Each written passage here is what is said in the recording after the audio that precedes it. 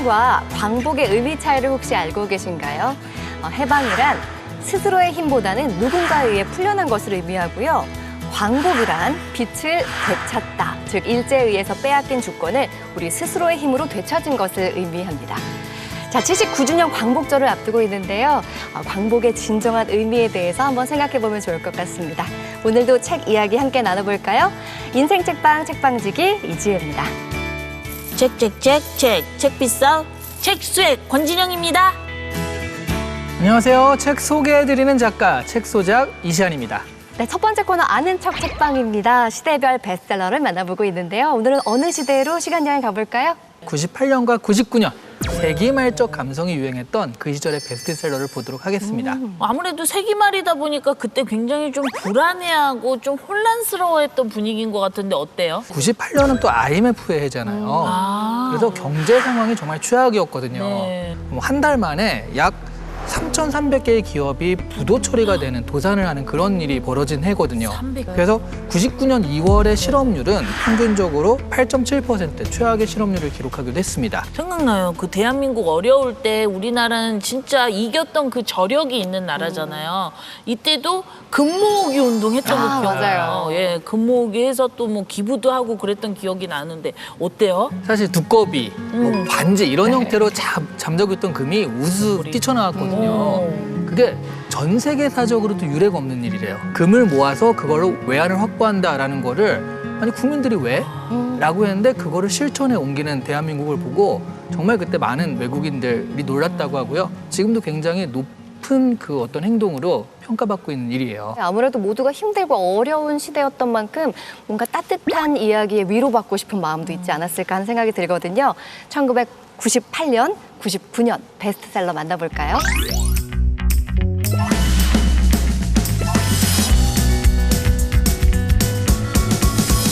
98년도 베스트셀러를 보면요. 역시나 힘겨운 시절을 이겨내게 하는데 위안을 주는 책들이 좀 보이는 것 같아요. 근데 이렇게 보면 99년 베스트셀러는 98년도 거랑 확 다른 느낌이거든요. 오, 그러네요. 뭐 오체 불만족, 공자가 죽어야 나라가 산다. 그러니까 뭔가 기존의 상식이라던가 편견을 좀 파괴하는 그런 책들이 인기가 많았네요. 20세기 마지막이 1999년이잖아요. 네. 이제 이게 이 한 해가 지나고 나면 앞에 1900이라고 쓰던 게 싹 바뀌고 2000으로 쓰는 거잖아요. 그래서 이때 약간 수많은 가치들이 무너지면서 그야말로 뭐 우상 파괴라고 할 수 있는 그런 여러 가지 현상들이 출현했던 시기이기도 합니다. 네. 우리 그럼 지금부터 98년, 99년 시대의 베스트셀러를 한번 보도록 할게요.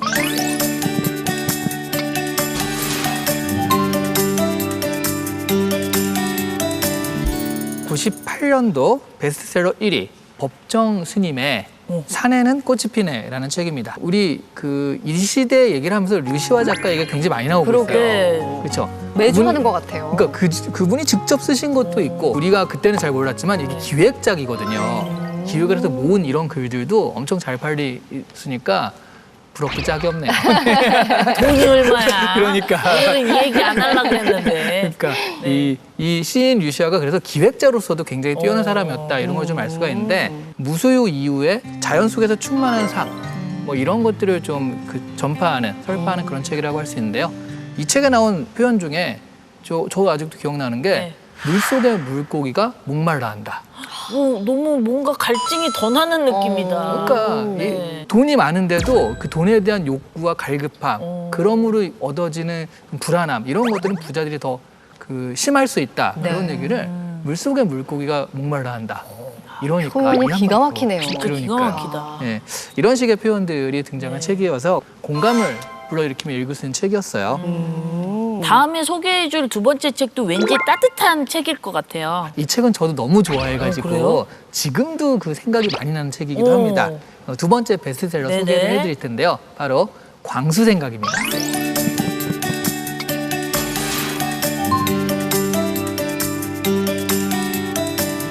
97년 4월부터 조선일보의 한 섹션에 연재된 그 만화인데 네. 이게 단행본으로 묶여가지고 나왔거든요. 왼쪽에는 칼럼 하나, 오른쪽에는 뭐 이 작가가 박광수잖아요. 네. 광수 생각을 진짜 적은 거예요. 너무 재밌었고요.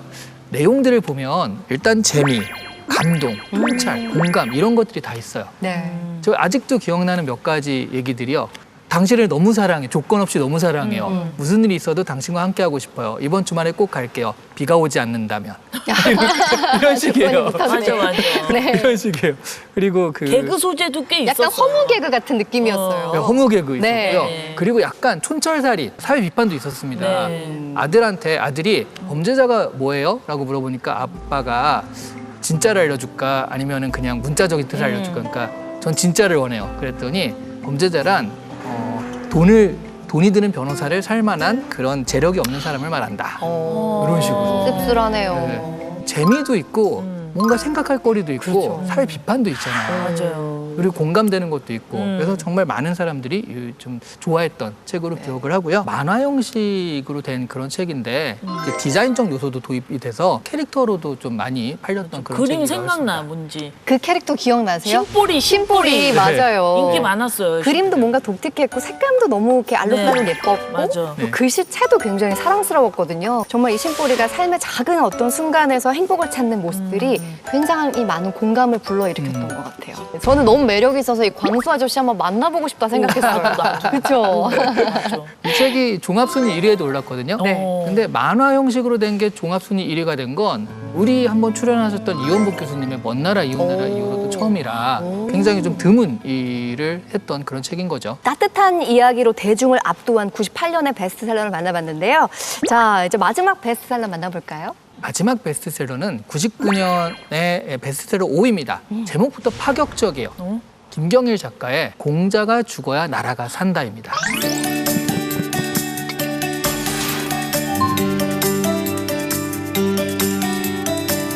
한국 사회의 문제 핵심을 공자로 보는 거예요. 공자라기보단 공자로 대표되는 유교 이데올로기죠. 공자와 유교 문화에 대해서 근본적인 비판을 던지는 겁니다. 그래서 공자는 그러니까 사람이 아닌 정치를 위한 도덕을 만들었다. 그리고 공자의 도덕이라는 건 남성을 위한, 그다음에 기득권자를 위한 도덕이다. 이렇게 비판하고 시작을 해요. 그러면서 한국인의 문화적 폐쇄성과 콤플렉스 이런 것들이 여기서 비롯된 것이다. 아, 정말 도발적인. 근데 제목 자체가 도발적이잖아요. 그렇죠. 원래는요, 공자가 죽어야 나라가 산다가 아니었어요. 제일 처음 제목은요, 공자를 죽여야 나라가 산다였답니다. 더 세네요. 너무 세다고 해서 네. 주위에서 말려가지고 아하. 이렇게 바뀐 거라고 해요. 책이 출간되기 전에 조선일보에 이게 죽을 각오를 하고 쓴 유교 비판이다. 이렇게 실려가지고 사람들한테 좀 관심을 많이 끌게 된 책이에요. 이 책이 화제가 된 다음에 성균관에서 명예훼손으로 고소를 했습니다. 근데 이제 형사사건은 무혐의 처리가 됐고요. 네. 근데 민사사건이 계속 가가지고 재판도 한 5년 동안 질질 끌고 아, 진짜요? 고생했던 책이기도 해요. 사실 25년 전이니까 그때만 해도 굉장히 유학의 영향권에 있었을 텐데 굉장한 용기가 필요했을 거라는 생각이 듭니다. 맞아요. 말 그대로 정말 파격이었네요. 파격이에요. 그러니까 세기말에 어떤 불안 심리가 있잖아요. 맞아. 우리도 생각해보면 12월 31일에서 1월 1일로 바뀔 때 뭔가 좀 달라지는 것 같잖아요. 그냥 뭔가- 하루가 지났을 뿐인데. 그러니까요. 근데 이런 게 연도가 1999에서 2000으로 바뀌니까 이게 네. 얼마나 불안했겠습니까? 그래서 이런 위기감이요. 좀 새로운 사고 행동을 촉구하는 그런 기존의 가치를 부정하는 형태로 나타났고요. 그게 또 책에서도 이렇게 드러난 거라고 보시면 될 것 같아요. 네, 오랜 세월 동안 정말 최고의 가치다라고 여겨졌던 것들이 다 파괴되면서 무너지는 그 불안 심리가 출판 시장에도 영향을 미쳤던 게 아닌가 싶습니다. 뭐 새로운 시선이라 뭔가 신선한 느낌도 있지만 뭐 낯선 느낌도 분명히 있는데요. 자, 오늘도 책으로 떠나는 시간 여행 아는 척 책방 시대별 베스트셀러 98년, 99년의 베스트셀러 만나봤습니다.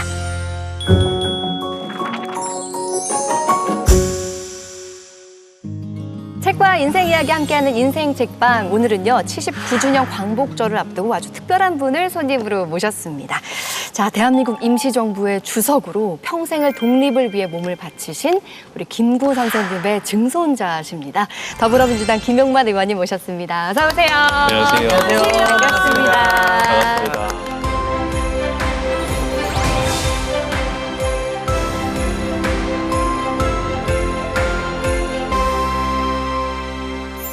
믿기지가 않는데 증조 할아버지가 우리가 모두 알고 있는 백범 김구 선생님이시라는 거죠? 우와. 이야, 맞습니다. 이야, 너무 우와. 놀랍습니다. 근데 그러고 보니까 약간 활짝 웃으시면 김구 선생님 얼굴이 보이는 것 같아. 여기다가 이렇게 CG로 안경 하나 동그란 거. 똑같아. 그러니까요. 와. 평소에 닮았다는 얘기 좀 듣는 편이세요? 한참 이제 어렸을 적에는 제가 지금 모습보다 훨씬 더 이제 좀 살이 빠졌었는데 네. 그때는 이제 닮았다는 얘기를 별로 안 하셨고 네네네. 이제 살이 좀 얼굴에 붙으니까 네. 이제 아버지께서도 어떻게 자식, 손자, 네. 그러니까 아버지께서 손자시고 제가 증손자인데 네. 증손자가 할아버지를 좀 제일 많이 닮은 것 같아서 신기하다고 아버지께서도 그렇게 얘기를 주시더라고요. 네. 어떻게 보면 굉장히 자부심이기도 하실 것 같아요. 맞아. 네. 증조 할아버지 닮았다는 거. 우리나라에 좀 많이 알려진 인물이시고 이제 또 업적을 다들 이제 알고 계시다 보니까 자랑스럽다가 나중에 이제 생각을 해보니까 아 정말 이게 어쩌면 저한테는 또 부담으로 그럴 다가와서 수 있죠. 좀 모든 행동에 좀 조심을 해야 될 것 같다라는 네. 생각이 문득 들면서 약간 뭐 좋은 것도 있고 좀 음. 부담스럽게 느끼는 것도 약간씩 있는 것 같습니다. 네. 8.15 저희가 광복절 특집으로 특별 손님을 모신 건데 정말 때려야 뗄 수가 없잖아요. 그런데 제가 듣기로는 의원실 방 배정도 815호실이라면서요. 맞습니다. 네. 원래 그 815호 방을 쓰셨던 분이 지금 이제 우리 더불어민주당의 원내대표이신 박찬대 네. 의원님의 이제 방이셨고요. 박찬대 원내대표님도 이제 석주 이상용 네. 선생님이라고 이제 임시정부의 국무령을 지내셨던 임시정부 요인의 후손이십니다. 이 번호의 의미가 있다 보니까 그냥 아무에게나 이렇게 물려주고 싶진 않아서 마침 요번에 이제 제가 민주당에 들어오면서 네네네. 그러면은 이쯤 되면 이 친구에게는 물려줘도 되겠다라고 네. 해서 이제 815를 받았고요.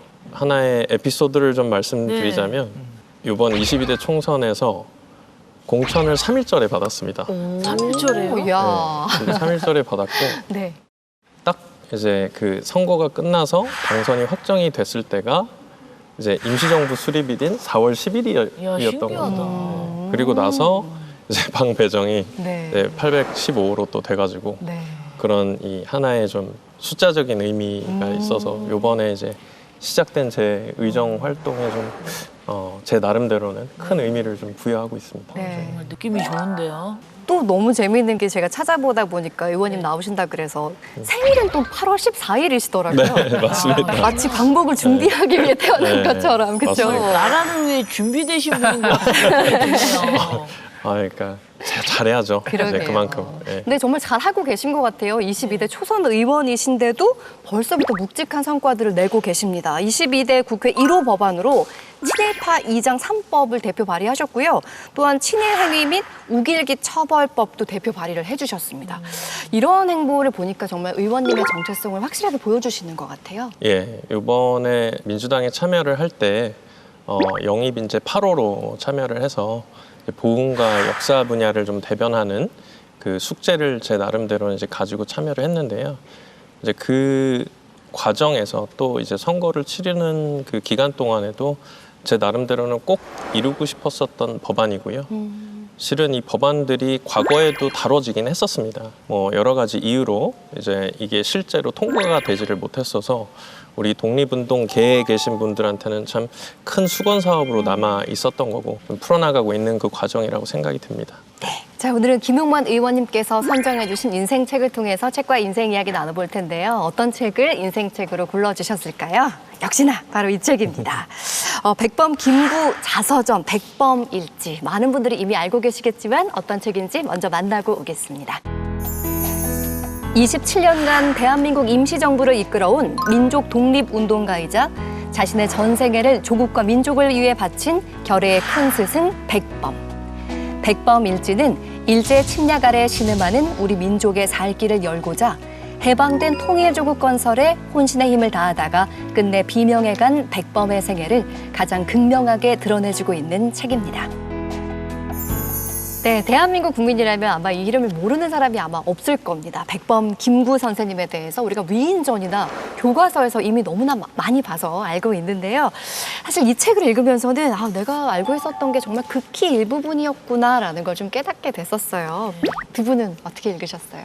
이 책을 읽다 보니까 원래 이 김구 선생님의 두 아들에게 유서로 남긴 글이었더라고요. 네. 그리고 이렇게 보니까 첫 시작도 이인신 두 아들에게로 시작하잖아요. 네. 이런 거 보면 아버지가 아들에게 해주는 얘기니까 뭔가 좀 뭉클하기도 하고 그만큼 감동적인 부분이 많더라고요. 우리 작가님 어떠셨습니까? 처음에 저는 사실 백범일지 예전에 읽었었거든요. 네. 근데 그때 읽을 때도 이런 생각을 했었어요. 남의 읽기가 재밌으면 얼마나 재밌을까. 에이 하면서 딱 읽었는데 너무 재밌어요. 재밌어요. 지금까지 읽었던 어떤 소설보다도 재밌고 네. 그만큼 김구 선생님 어떤 삶에는 드라마틱한 요소도 많고 그리고 정말 흥미로운 요소들이 가득가득하거든요. 저는 요즘 친구들이 봐도 책 읽기 싫어하는 친구들이 봐도 네. 두껍어도 한번 읽기 시작하면 손을 놓을 수가 없을 네. 것이다. 네. 이런 생각을 좀 하면서 다시 한번 읽었습니다. 책 읽기 싫어하는 분들이 봐도 해서 뜨끔했잖아요. 그것도 진짜 잘 봤어요. 맞아요. 네, 재밌었어요. 네, 역사 이야기이기도 하면서 우리 의원님께는 가족의 이야기이기도 한 거잖아요. 이 책을 처음 접하신 게 언제쯤일까요? 이제 백범일지의 책의 형태가 네. 좀 다양하게 있어서 어렸을 적에는 이제 어린이가 보는 백범일지라는 걸로 아마 접했었을 것 같은데 정확히 제가 언제 접했는지는 기억이 나진 않고요. 네. 그냥 제가 이렇게 성장하는 과정에서 계속 제 곁에 어떠한 형태로든 그게 어린이가 읽는 책이든 아니면 이제 청소년이 읽는 책이든 아니면 이제 성숙해졌을 때는 또 어른이 읽어야 되는 수준의 책이든 이제 그런 형태로 계속 곁에 있었던 것만 기억이 납니다. 그러니까 사실 우리가 살면서 증조 할아버지가 어떤 사람이었는지 알 기회가 별로 없어요. 저도 맞아요, 그렇고요. 맞아요. 근데 여기 이렇게 기록에 남아 있으니까 참 많은 생각이 드실 것 같은데 이 기록에 남아 있는 백범 김구 선생님과 뭐 아버지나 할아버지한테 직접 들은 우리 증조 할아버지의 이야기가 좀 뭐 다른 부분이 있을까요? 같거나. 백범일지를 보면 굉장히 나라를 사랑하는 큰 어른의 따뜻한 면모가 많이 이제 나타나는 것 같은데 할아버지께서 어렸을 적에 뵀던 백범은 그럼에도 불구하고 굉장히 냉철하신 분이라고 이제 표현을 하셨어요. 네. 그래서 아무래도 나라를 구하기 위한 그 중요한 일들을 이제 하시다 보니까 정작 본인의 가정사에는 좀 냉철할 수밖에 없으셨을 것 같은데 이제 말씀을 주신 걸 들어보면 어렸을 적에는 상해 임시정부 시절이었죠. 그때는 너무 여건이 좋지 못하다 보니까 이제 둘째, 이제 저의 조부님이 김신으로 이제 둘째 아들이십니다. 네. 이제 둘째 같은 경우는 나이도 어리고 키울 여건이 안 되니까 수시로 고아원으로 보내줬다가 너무 불쌍해서 저한테는 고조 할머니, 그러니까 백범의 어머니가 다시 데리고 오고 보내지고 데리고 오고를 이제 반복하셨다 그래요. 네.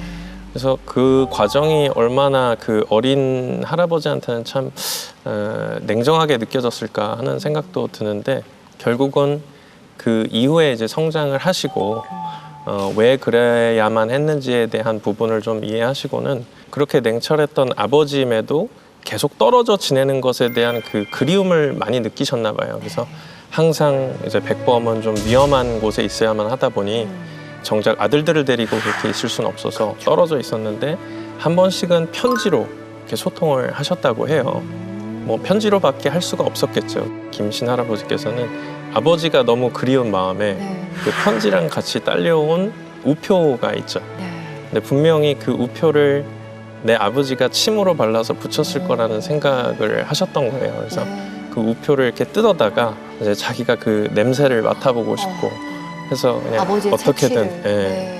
어떻게든 좀 다가가고 싶어 했던 그런 얘기를 주셨어요. 네, 네. 얼마나 그립고 애달고 절절했을까 하는 네. 생각을 하게 되는데 우리에겐 정말 위인의 전기 같은 이야기인데 백범 김구 선생의 증손자시기 때문에 가족의 뿌리가 담긴 책으로 굉장히 의미 있게 남아 있을 것 같습니다. 네. 이 책을 특별히 오늘 인생책으로 골라주신 이유가 있을까요? 저한테는 정말 말 그대로 인생책이라고 말할 수 있는 게 지금 제가 성장하는 과정에서 대학 전공이라든지 아니면 군복무라든지 아니면 제가 사회에 나와서 했던 일들이라든지 그리고 어찌 보면 지금 제가 여기 이 국회의사당에 국회의원이라는 신분으로 있는 그 길을 정하는데 가장 큰 기준이 되었던 책인 것 같아요. 그래서 인생 책이라는 게 이제 교훈적 의미도 있겠지만 정말 저한테는 말 그대로 제 인생을 만들어 놓은 하나의 그 기준점이어가지고 네. 조금 제 나름대로는 특별한 이유로 인생 책이라고 좀 선정을 해봤습니다. 키워드를 통해서 김용만 의원님의 책과 인생 이야기 나눠볼까 합니다. 첫 번째 키워드 볼까요? 네, 첫 번째 키워드는 바로 청년 김창수입니다. 김창수라고 하면은 누구지? 라고 좀 낯설게 느끼는 누구세요? 분도 계실 것 같은데요. 너무나 잘 아는 백범 김구 선생님의 청년 시절 이름이세요. 그죠? 맞습니다. 네. 백범은 본인의 인생을 살아가면서 이름을 여러 번 바꿨는데 이제 대표적으로 알려진 바꿨던 이름이 김창암 그리고 나와 있는 김창수 네. 그리고 김구도 거북구자를 썼던 김구가 있고요. 네. 그다음에 이제 아홉구자를 썼던 구자가 있거든요. 그래서 그렇게 이제 4개의 이름을 가지고서는 사시면서 이제 그 아홉구자 그리고 이제 백범 백범 김구라는 이름을 이제 정하게 됐죠. 근데 정하던 시점이 저도 이 인터뷰를 준비하면서 알았는데 네. 제 지금 나이 때쯤 호와 함께 이름을 아홉구자로 바꿨더라고요. 그래서 40대를 앞두고. 네, 그래서 39살. 네. 네, 제가 이제 내년 39이 되는데 네. 그렇더라고요. 그렇군요.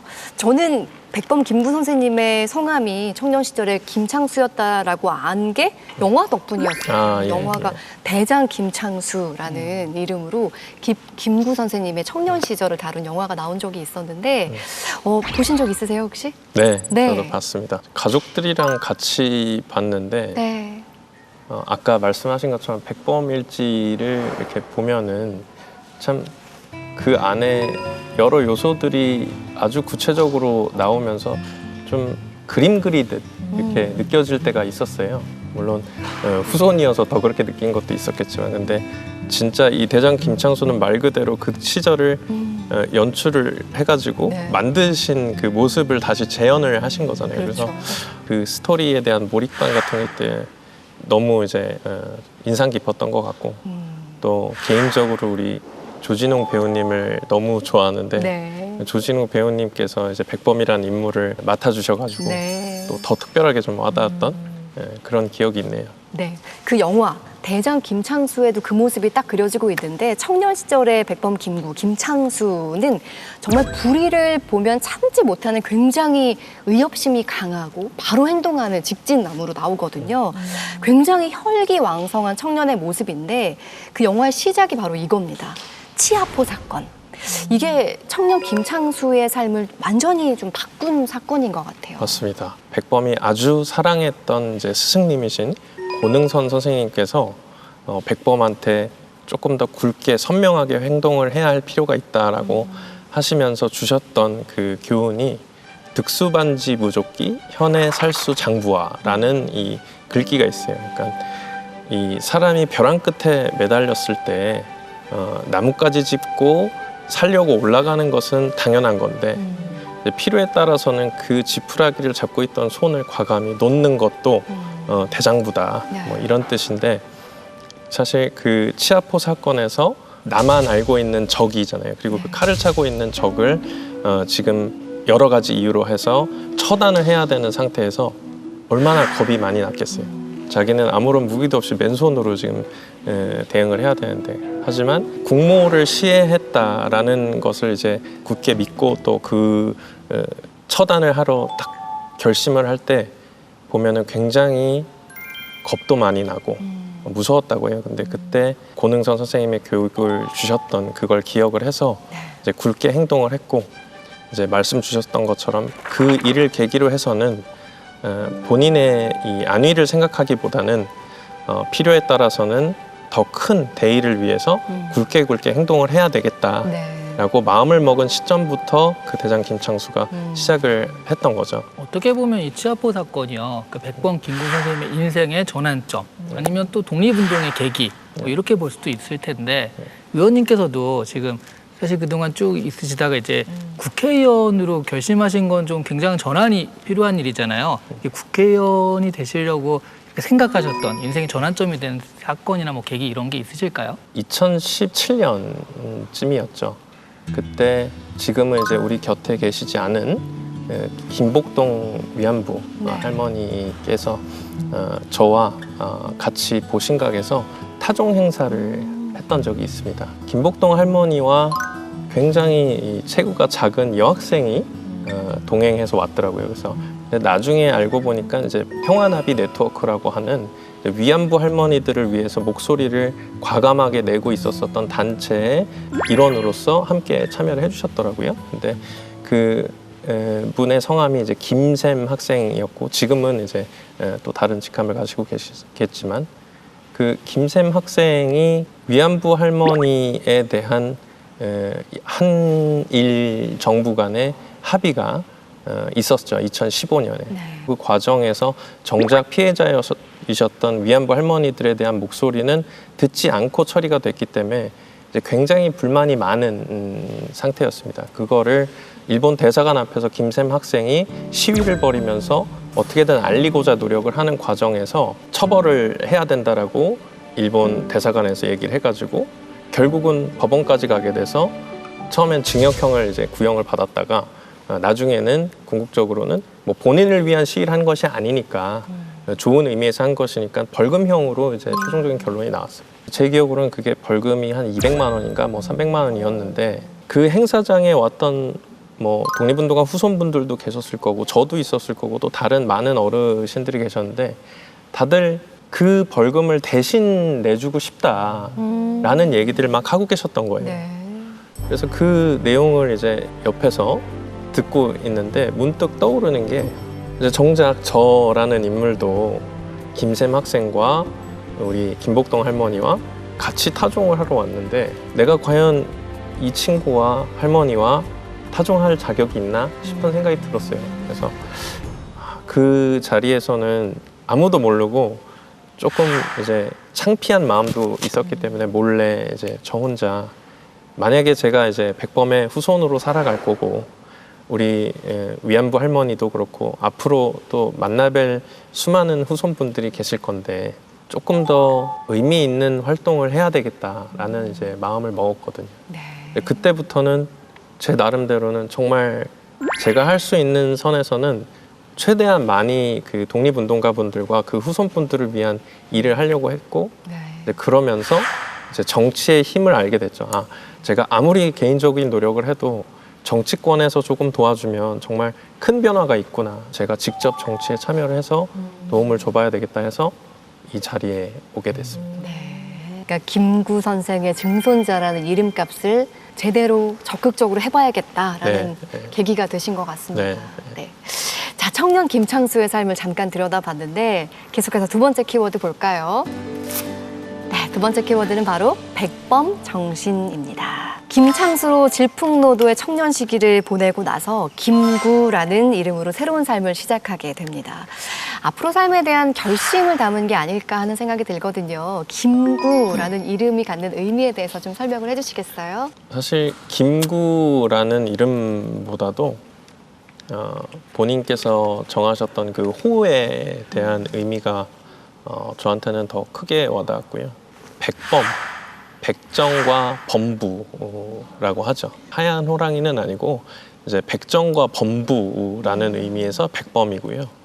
백정과 범부라는 건 굉장히 지극히 일반적인 사람을 의미를 하는데 백정부터 범부까지 우리나라에 정말 보잘것없이 본인 같은 그런 사람들도 자기만큼 우리나라를 사랑하는 마음을 가졌으면 좋겠다라는 그 뜻을 갖고 호를 그렇게 정했거든요. 그래서 정말 일반적인 사람들도 진심된 애국정신이라는 거를 좀 갖기를 얼마나 바라셨으면 자기의 호를 그렇게 정하셨을까 하는 생각이 들면서 좀 저 또한 어렸을 적에 이제 나라를 사랑하는 것에 대해서 아무래도 증조부님의 호가 그렇다 보니까 어린 나이에서부터 생각을 할 수밖에 없었던 것 같아요. 그리고 생각해보면 초등학교 때 수업 시간에 이 백범 김구 선생님 얘기 많이 듣잖아요. 네.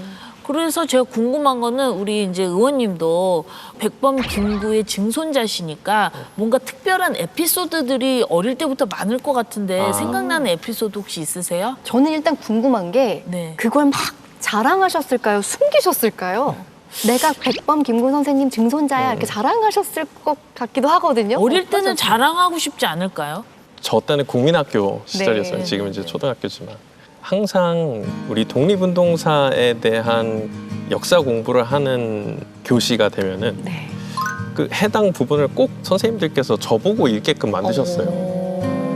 그러니까 그때는 이제 뭐 좀 소극적인 성격이었어서 그런 건지는 모르겠지만 그게 그렇게 자꾸 제가 일어나서 그 부분을 읽어야 되는 게 이제 좀 불편하게 느꼈던 거죠. 그래서 부담스럽게. 네. 자랑을 하고 다니진 않았고 좀 감추려고 많이 했었던 것 같고요. 예를 들어 친구들이랑 이렇게 짓궂게 장난을 치다가 사고를 치거나 네. 아니면 뭐 친구들이랑 이렇게 좀 다툼을 하거나 네. 그러면은 이제 선생님들께서 정말 애정 어린 이렇게 회초리를 드시는 상황들이 좀 있었거든요. 네. 그래서 그럴 때 이렇게 손바닥을 이렇게 한두 대씩 이렇게 맞았어요. 잘못했지 하고 이제 한두 대씩 맞는데 꼭 저만 한두 대씩 더 때리시는 거예요. 왜?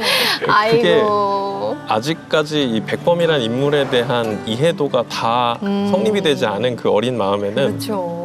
도대체 뭔데 나는 이제 한두 대를 더 맞아야 되는가 이제 이게 그렇게 억울하게 느껴졌어요. 어릴 땐 역차별로 느껴지셨겠어요. 그쵸. 그럴 수 있을 것 같아요. 그럴 수 그래서 있죠. 항상 이제 백범과 저에 대한 그런 이 한마디로 관계는 웬만하면 이제 알리지 않게끔 했었죠. 말씀하신 것처럼 좀 부담스럽기도 하고 때로는 좀 벗어나고 싶기도 하고 그게 어린 시절에 우리 김용만 의원님의 마음이었을 텐데 근데 제가 인터뷰를 봤더니요 이런 말씀하셨더라고요.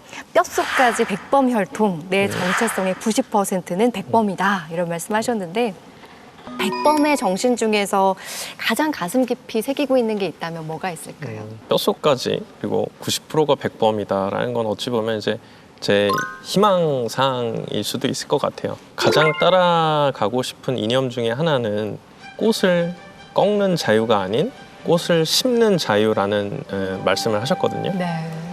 그게 뭐냐면 아마 지금 우리 사회에도 적용이 될 수 있을 것 같은데 분명 이렇게 길을 거닐다가 어떤 이쁜 꽃이 길거리 옆에 이렇게 있으면은 그걸 굉장히 소유하고 싶은 마음도 있잖아요. 네. 그래서 그거를 꺾어서 집에 가지고 갈 수도 있지만 똑같은 꽃이 옆에 더 있을 수 있게 만들 수 있다면 그 꽃을 심어서 남들에게도 좀 보여줄 수 있는 그런 자유를 한마디로 만끽할 수 있으면 좋겠다. 주어진 자유를 조금 남들과 같이 공존해야 되는 이 세상에서는 좀 아름답게 쓸 수 있는 자유의 형태가 됐으면 좋겠다. 그러면서 이제 실제 그 자유에 대해서도 설명을 하는데 이제 짐승들처럼 내 진짜 배떼지만 배불리 하는 자유가 아니고 이제 내 가족이 내 이웃이 또 나아가서는 우리나라가 더 배불리 살 수 있는 그런 따뜻한 게 진정한 자유다 이렇게 얘기를 했거든요. 과연 그 자유라는 게 누굴 위한 자유인가? 내 자신 혹은 내 주위에 있는 특정 집단만을 위한 게 아니고 좀 한마디로 베풀고 다 같이 잘 살 수 있는 국가 차원에서의 그런 따뜻한 자유에 대해서 좀 생각을 해봐야 되는 시점 같고 저 또한 제 의정 생활 동안에는 좀 그런 이념을 바탕으로 백범을 따라가고 싶은 부분이 있습니다. 네. 그러니까 뭐 뵙지는 못했지만 내 뼛속 깊이 있는 백범 선생의 어떤 가치와 신념을 이제 정치에서도 보여주셔야 할 것 같은데 네. 그 진지한 고민이 눈빛에 그대로 담겨 있는 것 같습니다. 아, 그런가요? 네. 준혁 씨, 우리 의원님 힘이 좀 필요할 것 같은데 네. 잠깐 쉬어가는 시간 가져볼까요? 그러니까 의원님 지금 너무 릴렉스 하셔야 돼요. 너무 긴장하셨어. 그래서 제가 알겠습니다. 쉬는 코너를 준비했거든요. 권진영의 휴게소 시간 결정 OX 퀴즈 시간을 준비했습니다. 잘 들어보시고 맞다고 생각하면 O를 틀리다고 생각하면 X를 들어주시면 됩니다. 네. 자, 제가 몇 가지 질문 드릴게요. 첫 번째 질문 드리겠습니다. 증조 할아버지에게 고스란히 물려받은 DNA, 평소 닮았다는 얘기를 많이 듣지만 외모만큼은 증조 할아버지보다는 내가 낫다고 생각한다? 하나, 둘, 셋. 자신 있게 오를 드셨어요. 네. 네. 제가 들은 얘기가 이제 김구 선생님도 자기 관상을 별로 이렇게 비관했다는 구절들이 여기 38페이지에 나와 있더라고요. 관상학을 직접 네. 공부를 하셨는데 네. 공부하는 과정에서 비관에 빠지셨다는 얘기를 그러니까, 보고 네. 제가 한참 웃었던 기억이 나요. 그래서 의원님도 이제 닮았다는 소리는 우스갯소리로 별로 이제 달가워하지 않는다는 그런 것 같아요. 네. 네. 정말 그러신가요, 의원님? 김신 할아버지 이제 네. 백범의 둘째 네. 아들이 굉장히 잘생기셨었어요. 그리고 공군 참모총장을 하시고 또 조종사셨다 보니까 이제 제가 어렸을 적에는 이제 선망의 대상이 할아버지이기도 하지만 네네. 할아버지를 좀 닮고 싶었었는데 네. 이제 보면은 저는 할아버지는 안 닮은 것 같고 이제 나중에 알고 보니까 이제 백범을 닮았다는 얘기를 들을 때마다 네. 실은 그 어렸을 적의 그 마음이 한 번씩 이제 좀 생각이 나고 그리고 네. 아직도 우리 곁에 백범을 직접 보신 분들이 계세요. 그러면 이제 백범을 표현하시기로는 네. 그냥 얼굴도 우락부락하게 좀 생기고 피부결도 안 좋고 그래서 돌멩이 같다고 표현을 많이 하세요. 근데 아직까지 저보고 돌멩이 같다고 얘기하신 분은 없어가지고 피부가 좋으세요. 좋으시고 할아버지보다는 조금 네. 낫지 않나. 아, 풍채도 좋으시고 네. 괜찮습니다. 멋있으세요. 감사합니다. 자, 다음 질문 드려보도록 하겠습니다. 자랑스러운 백범 가문인 만큼 우리 집안만의 훈육 가풍이 있다? 하나, 둘, 셋. 그래요? 좀 궁금한데 어떤 가풍이 있으실까요? 뭐 가풍이란 건 사실 정해놓은 건 아니겠지만 어렸을 적부터 일단 국방의 의무에 있어서는 할아버지가 이제 살아 계셨어서 더 그랬을 건데 이거는 뭐 의문의 대상이 아니었던 것 같아요. 사실 제가 미국에서 유학을 하면서 영주권을 신청할 수 있는 기간 동안 있었더라고요. 그래서 나중에 이제 돌아와서 공군 장교로 복무를 할 때쯤 왜 영주권을 받아서 군복무를 피하지 않았냐. 그렇게 이제 질문을 하시는데 실은 그것 또한 인터뷰를 통해서 알았지 이제 영주권을 신청하려고 했던 생각조차 없었어요. 그게 가능한지도 몰라. 네. 그래서 이미 유학길에 오를 때부터 어디에서 군복무를 해야 될지도 얼추 정해 놓았던 게 있었고요.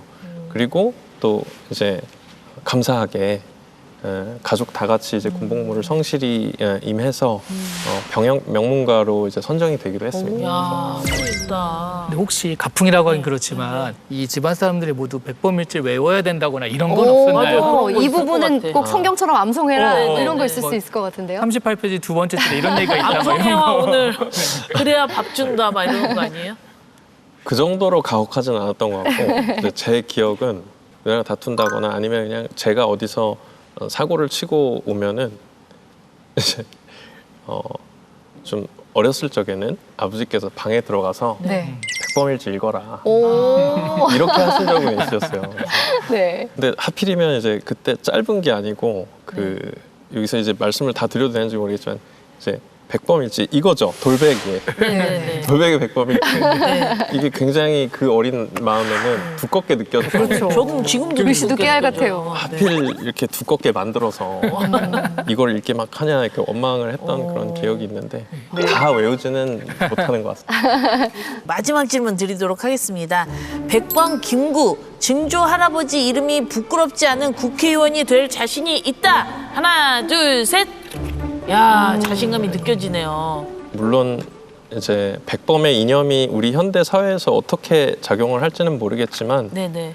적어도 아까 말씀드린 그런 자유, 다양한 형태의 자유가 있지만 그냥 제 자신보다는 우리 공익을 추구하는 모습을 잃지 않고 또 지금 제가 갖고 있는 이 초심이 종심까지 이어진다고 하면 분명히 백범만큼 혹은 백범보다 더 나은 사람이라고 평가를 받을 수 있을지는 모르겠지만 적어도 백범이라는 인물에 누가 되지는 않게 활동을 했다라고 생각을 해주실 거라고 저는 믿습니다. 아우, 잘하실 것 같습니다. 네. 지금까지 우리 김용만 의원님의 솔직한 답변 감사합니다. 네. 네. 네, 마지막 키워드 한번 살펴보겠습니다. 마지막 키워드는 바로 나의 소원입니다. 백범 김구 선생의 어록을 떠올리면은 항상 우리가 빠질 수 없는 이야기가 아닐까 싶은데 나의 소원 한번 직접 읽어주시겠어요? 예, 알겠습니다. 초등학교 때 그 악몽이 다시 떠오르는. 자, 오늘은 벌칙 아닙니다. 해치지 않아요, 의원님. 네, 알겠습니다. 네. 네 소원이 무엇이냐 하고 하나님이 물으시면 나는 서슴지 않고 내 소원은 대한 독립이요 하고 대답할 것이다. 그 다음 소원은 무엇이냐 하면 나는 또 우리나라의 독립이요 할 것이요. 또 그 다음 소원이 무엇이냐 하는 세 번째 물음에도 나는 더욱 소리를 높여서 나의 소원은 우리나라 대한의 완전한 자주 독립이요 하고 대답할 것이다. 네, 다시 읽어도 참 뭉클한 대목인 것 같아요. 우리가 정말 그만큼 절절하게 우리의 독립을 염원하셨던 백범 김구 선생의 그 마음이 그대로 담겨있는 구절을 직접 읽어주셨습니다. 우리 백범 김구 선생께서 강조해 주신 그 자주 독립의 염원이 의원님의 정치 소명에 어떤 영향을 끼쳤을까요? 많은 독립운동계에 계신 원로분들께서 이제 저한테 교육적인 얘기를 해주시고자 하시는 말씀이 실은 우리가 일제강점기에는 분단이 되지 않았었다가 1945년 8월 15일에 광복을 맞이하고 얼마 되지 않아 남북으로 분단이 되어버렸거든요. 근데 그 분단이 되는 과정에서는 사실 일제강점기로 하여금 우리 이 국력이 굉장히 나약해져 있다 보니까 어찌 보면 그 나약함에서 생긴 분단이라고도 이제 보시는 거죠. 그래서 아직까지도 우리가 분단된 모습이라 하면 독립운동은 끝난 것이 아니다. 이렇게 이제 얘기들을 주세요. 그래서 진정한 독립이란 건 우리가 원래 독립운동을 시작했을 때 그 하나된 모습을 되찾는 거다라고 이제 말씀을 주셔서 제 나름대로 이제 큰 마음을 먹고 정계에 진출을 한 게 이제 들어온 게 그냥 의정 활동을 하면서 독립운동가와 독립운동가 후손반들의 처우 개선만을 얘기하는 게 아니고 국가적인 모습에서도 다시 통일이 돼서 정말 우리 한반도 한민족의 모습을 되찾는 것까지를 목표로 두자. 어찌 보면 좀 원대한 목표를 설정하게 하는데 큰 작용을 한 문구죠. 네. 그럼 이쯤에서 의원님의 소원은 뭘까요? 저는 적어도 우리 대한민국의 뿌리라고 얘기하는 그 임시정부, 그 독립운동 사회에 대해서는 이견이 없는 지금 특수한 목적을 갖고 굉장히 국익에도 해롭고 전반적으로 봤을 때 참 이해되지 않는 방향으로 끌고 가고자 하는 그 역사계 내에 그런 특정 집단, 특정 잘못된 불순한 이념을 우리나라에서 없어지게끔 하는 그게 제 소원이라고 하면 소원이고요. 역사를 논하는 이유는 미래를 설계하기 위함인데 역사를 잘 알아야지 제가 지금 어디에 있고 어디로 나가야지를 알 수 있거든요. 그래서 그런 하나의 기점이 돼서 다 같이 우리나라 국민들이 조금 더 단일화된 모습에서 하나의 목표를 향해서 갈 수 있는 그런 대한민국이 되기를 희망합니다. 네. 자, 준영 씨 오늘 의원님 만나본 소감 어떠셨어요? 너무 듬직하시고 네. 그리고 어떻게 보면 30대시니까 MZ세대시잖아요. 그렇죠. MZ세대 3대 요가 있대요, 의원님. 이걸요? 제가요? 왜요? 이런 게 있었다면 의원님을요? 이걸요? 제가요? 왜 안 해요? 내가 할게요. 이런 MZ세대신 것 같아서 뭔가 되게 희망차게 느껴지시고 계속 응원하도록 하겠습니다, 아유, 의원님. 감사합니다. 네. 네. 자, 이시안 작가님 간단한 추천평 부탁드릴게요. 백범일지는 상권과 학원으로 돼 있거든요. 네. 상권은 김구 선생님 일대기에 가까워서 굉장히 소설적인 재미가 있어요. 너무 재밌게 좀 읽고요. 학원은 여기는 대한민국 임시정부 수립에서 독립, 그 귀국 후의 그런 얘기들이어서 좀 기록적인 현대사의 그 기록에서 가치가 있거든요. 그래서 한 권 읽는데 마치 두 권 읽는 듯한 느낌이에요. 맞아. 소설과 다큐멘터리. 네. 그래서 한 번 읽으면 두 권 읽은 듯한 효과를 내는 일석이조의 책이다. 이렇게 권하고 싶습니다. 네. 네, 우리나라를 위해서 몸과 마음을 바친 독립운동가 후손들의 삶을 보면 아직까지도 어렵게 지내시는 분들이 많이 계시더라고요. 그런데 우리 대표적인 독립운동가 김구 선생의 증손자께서 우리나라를 다시 한번 멋지게 살리는데 큰 역할을 해주실 것 같아서 일단은 기대가 되고요. 앞으로의 의정활동도 응원하겠습니다. 네, 지금까지 더불어민주당 김용만 의원님과 함께했습니다. 고맙습니다. 감사합니다. 감사합니다.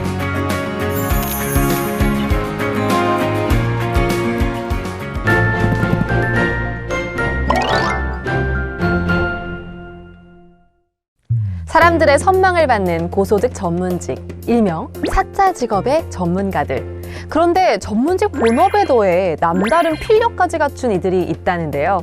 오늘은 창작의 영역인 소설까지 도전장을 낸 전문가들의 책을 준비했습니다. 국회도서관과 함께하는 화제의 도서까지 지금 바로 만나보시죠.